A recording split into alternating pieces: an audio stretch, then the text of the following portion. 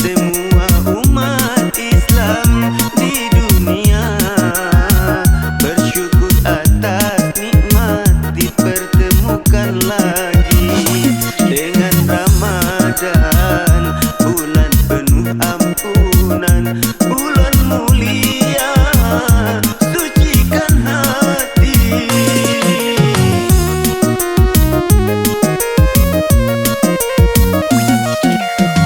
Marilah kita semua patuhi ajaran Rasul agar kita mendapatkan syafaat. Janganlah kita lalaikan perintah Allah. Puasa 1 bulan lamanya, bulan Ramadan, bulan yang suci. Dekatkan diri kepada Allah.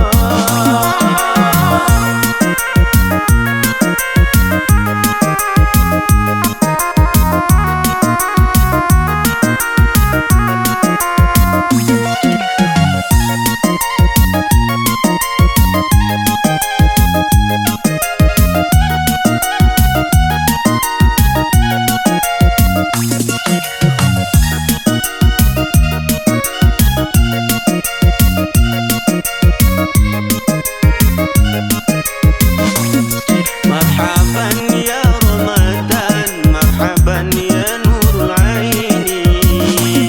Marhaban ya Ramadan, marhaban Jaddal Husaini. Marhaban, marhaban, marhaban ya Ramadan. Sucikan hati, bersihkan diri, sambut Ramadan.